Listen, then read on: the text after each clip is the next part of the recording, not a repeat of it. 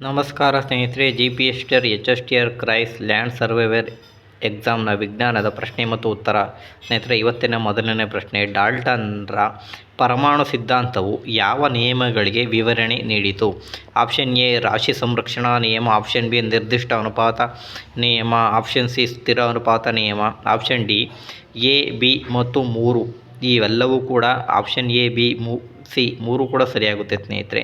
ಹಾಗಾಗಿ ಈ ಒಂದು ಪ್ರಶ್ನೆಗೆ ಸರಿಯಾದಂಥ ಉತ್ತರ ಸ್ನೇಹಿತರೆ, ಈ ಒಂದು ಪ್ರಶ್ನೆಯನ್ನು 9ನೇ ತರಗತಿಯ ಪರಮಾಣುಗಳು ಮತ್ತು ಅಣುಗಳು ಎಂಬ ಪಾಠದಿಂದ ಆಯ್ಕೆ ಮಾಡಿಕೊಂಡಿದ್ದೇನೆ. ಸ್ಥಿರ ಅನುಪಾತಗಳ ನಿಯಮ, ಲಾ ಆಫ್ ಕಾನ್ಸ್ಟೆಂಟ್ ಪ್ರಪೋರ್ಷನ್. ಅನೇಕ ಸಂಯುಕ್ತಗಳು 2 ಅಥವಾ ಹೆಚ್ಚು ಧಾತುಗಳಿಂದ ಮಾಡಲ್ಪಟ್ಟಿದ್ದು, ಈ ಸಂಯುಕ್ತಗಳನ್ನು ಯಾರೇ ತಯಾರಿಸಲಿ ಅಥವಾ ಅವು ಎಲ್ಲಿಂದಲಾದರೂ ಬಂದಿರಲಿ, ಧಾತುಗಳು ಅವುಗಳ ಅನುಪಾತಗಳು ಒಂದೇ ಆಗಿರುತ್ತವೆ ಎಂಬುದನ್ನು ಲೇವಾಸಿಯರ್ ಕಂಡುಹಿಡಿದ. ಯಾವುದೇ ಆಕಾರದಿಂದ ಸಂಯುಕ್ತ ವಸ್ತುವಾದ ನೀರನ್ನು ಪಡೆದರೂ ಹೈಡ್ರೋಜನ್ ಮತ್ತು ಆಕ್ಸಿಜನ್ಗಳ ರಾಶಿಯ ನಡುವಣ ಅನುಪಾತವು ಯಾವಾಗಲೂ 1:8 ಆಗಿರುತ್ತದೆ. ಒಂದು ವೇಳೆ 9 ಗ್ರಾಂ ನೀರನ್ನು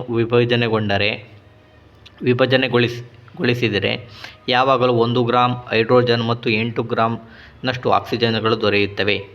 ಅದೇ ರೀತಿ ಸ್ನೇಹಿತರೆ, ಅಮೋನಿಯಾದಲ್ಲಿ ನೈಟ್ರೋಜನ್ ಮತ್ತು ಹೈಡ್ರೋಜನ್ಗಳ ರಾಶಿಗಳ ಅನುಪಾತವು ಯಾವಾಗಲೂ 14:3 ಆಗಿರುತ್ತದೆ. ಇದು ಸ್ಥಿರ ಅನುಪಾತ ನಿಯಮಕ್ಕೆ ಕಾರಣವಾಯಿತು.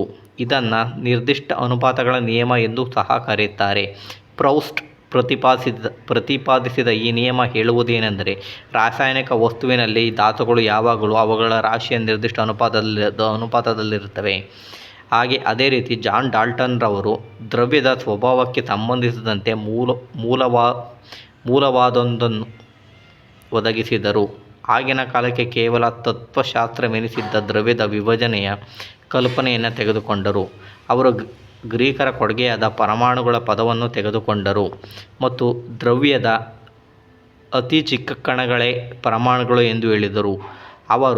ಅವರ ಪರಮಾಣು ಸಿದ್ಧಾಂತವು ರಾಸಾಯನಿಕ ಸಂಯೋಜನೆಯ ನಿಯಮವನ್ನು ಆಧರಿಸಿದೆ.